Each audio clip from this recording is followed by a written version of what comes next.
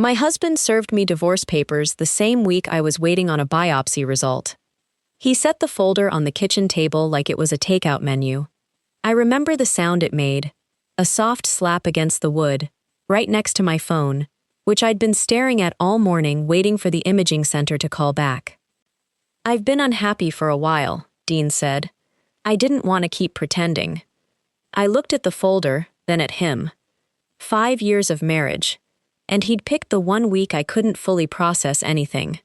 I signed for a diagnostic biopsy on Monday. He filed on Wednesday. "Okay," I said, because what else was there to say at a kitchen table with a lump in my breast and a stranger's signature waiting on a legal document? He looked almost disappointed that I didn't cry. I think he wanted a scene he could describe later as, "She took it hard, but I did the right thing." Instead, I just closed the folder and asked if he wanted his key back now or later. He didn't expect that. Neither did I, honestly. But I've always been the person who keeps working when the ground moves under me.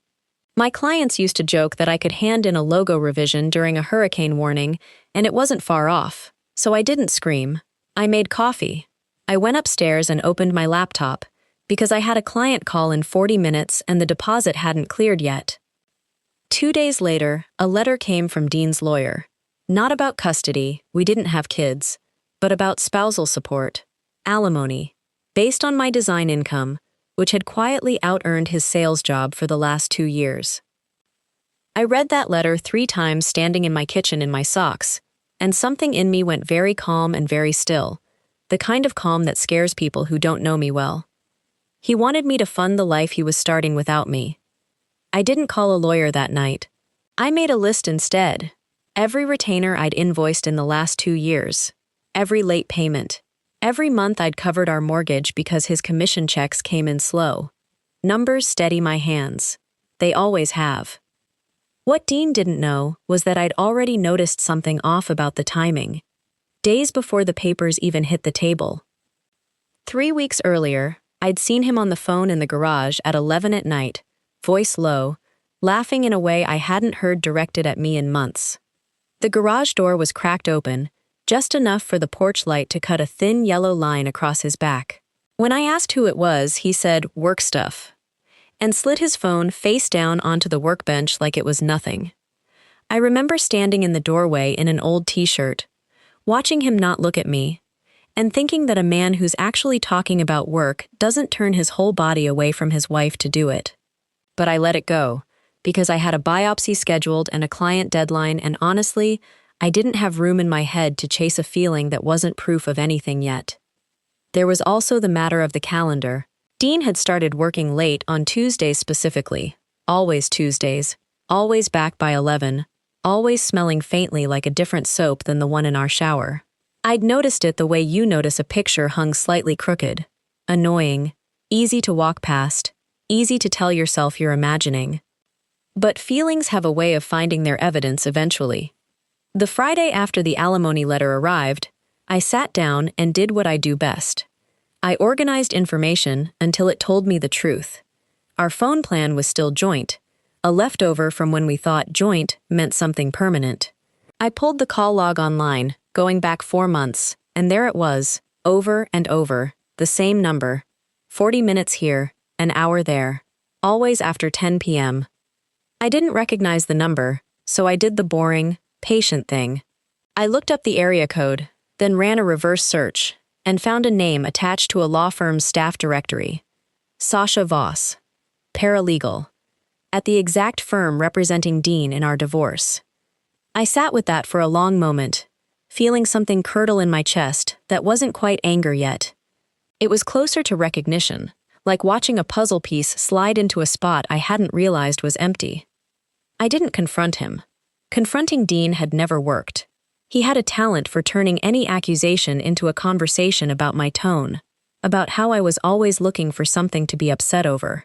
Instead, I called my own lawyer, a woman named Priya Anand who'd been recommended by a client of mine after her own messy separation. And I told her everything, the timing of the filing, the calls, the paralegal, all of it, sitting in her office with a folder of screenshots I'd printed out at 2 in the morning because I couldn't sleep anyway. Priya read through the call log without saying anything for a while. Then she set it down and looked at me over her glasses. "That's not just messy," she said. "If she's advising him on strategy while working at the firm representing him against you, that's a conflict of interest. Possibly an ethics violation, depending on what she's actually doing behind the scenes." "How do we find out what she's actually doing?" "We wait for them to show us," Priya said. "People like that always show you eventually. Overconfidence has a way of leaving a paper trail." I asked her what I was supposed to do in the meantime. Just sit there, waiting on 2 results at once, one from a lab and one from a courtroom. She told me to keep doing exactly what I'd been doing. Work, document, and don't give Dean the reaction he was clearly hoping for. She was right, though it took another 2 weeks to prove any of it. In the meantime, my biopsy results still hadn't come. I went to work anyway. I finished a rebrand for a local bakery, sent invoices, answered emails at midnight because sleep wasn't coming easy. My mother called every day to check on me, and every day I told her I was fine, because saying it out loud felt like the only control I had left. It was my father, of all people, who cracked the case open in a way I hadn't expected. He'd flown down to Tampa the second he heard about the divorce, sat me down at my own kitchen table, the same table, and asked one question that stopped me cold. "Did they subpoena the prenup?" I blinked at him. What prenup? My father had never fully trusted Dean. Not out of dislike, but out of the particular caution of a man who'd watched his sister lose her small business in a bad divorce settlement decades earlier. He'd sat through her losing half a floral shop she'd built from nothing, and he never talked about it much, except once, at my engagement dinner, when he pulled me aside and said, very quietly, "I just want you protected, that's all. Not because I don't trust him, because I don't trust anything, forever." Before my wedding, he'd insisted, quietly, almost apologetically, sliding the idea across the table like he was embarrassed to even bring it up, that I get a simple prenuptial agreement drafted, just a few pages, protecting my freelance business, and any future earnings or intellectual property tied to it as separate property. I remembered signing it in a lawyer's office 5 years ago, mildly embarrassed, thinking it would never matter because we were going to be together forever. Dean had skimmed it in about 4 minutes, tapping his pen against the table the whole time, and signed without a single question, because, his words at the time, half joking, "Nothing's going to happen to us." I'd almost forgotten it existed. 5 years is a long time to hold on to a document you never expected to need, tucked into a filing cabinet under old tax returns and warranty papers for appliances we no longer owned. Something had happened to us, and he'd never bothered to read what he signed.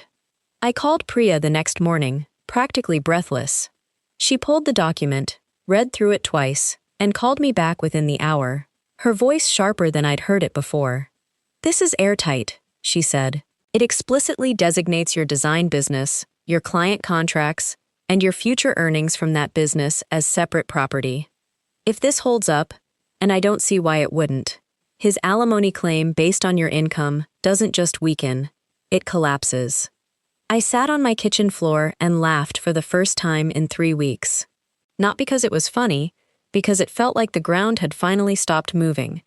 Dean, of course, had no idea the ground was about to open under him instead. He'd gotten greedy. That was the thing about Dean. Give him an inch of confidence, and he'd draft a whole new life on top of it. Assuming Bianca with a biopsy scare wouldn't have the energy to fight back, he let Sasha get bolder. Priya's discovery request for his settlement communications turned up a draft alimony demand, a formal one, ready to file, that referenced specific client names and contract values from my business. Numbers that weren't public. Numbers I'd never shared with Dean, because by the time our marriage started falling apart, I'd stopped telling him much about work at all. There was only one place those numbers could have come from. My design contracts were stored in a cloud folder I occasionally shared with my accountant. Somewhere along the line, probably during one of those late-night calls, Dean must have asked Sasha to help him understand what she's really making, and Sasha, sitting inside a law firm with access to case files, and probably a healthy dose of overconfidence herself, had gone digging.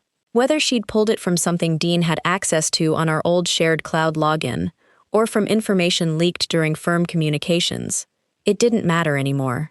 What mattered was that the draft demand had her digital fingerprints all over the file metadata, timestamps that placed her working on my private financial information after hours, from her work computer, on a case her own firm was representing. Priya filed a formal complaint with the firm's ethics board the same week she filed our response to the alimony claim. I want to say I felt triumphant. Mostly I just felt tired, and a little sad, in the way you feel sad watching two people build their own downfall out of pure certainty that they'd already won. The hearing was smaller than I expected.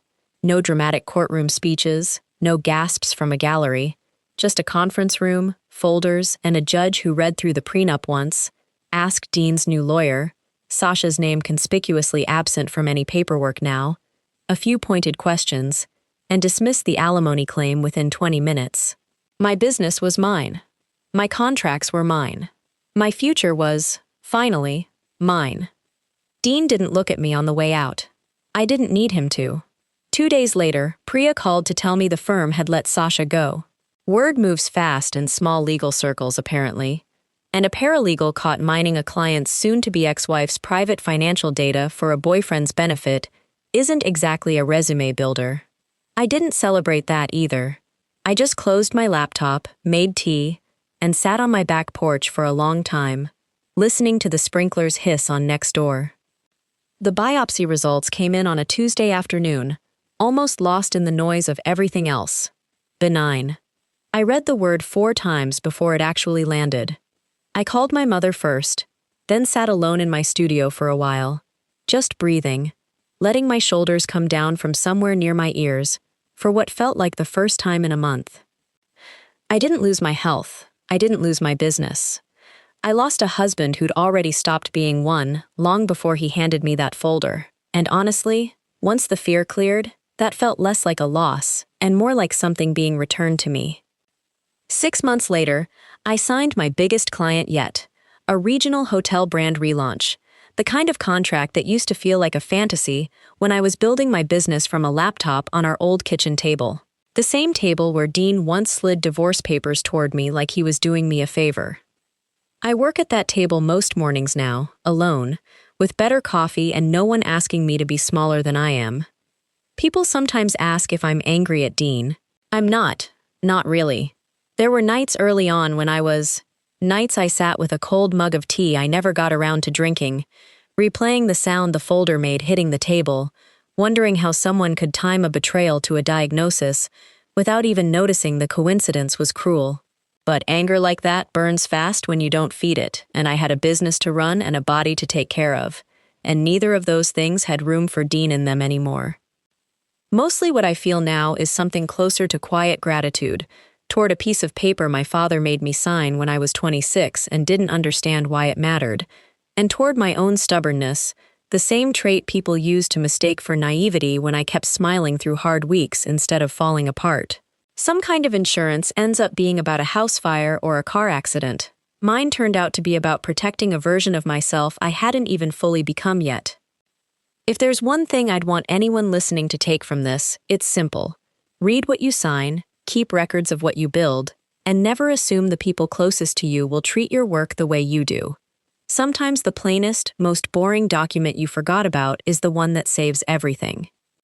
If you were as furious as I was the moment Dean's lawyer sent that alimony letter, or if you caught the exact second Sasha's paper trail turned into her own downfall, let me know down in the comments. I read every single one. Thanks for sitting with me through this one. I'll see you in the next story.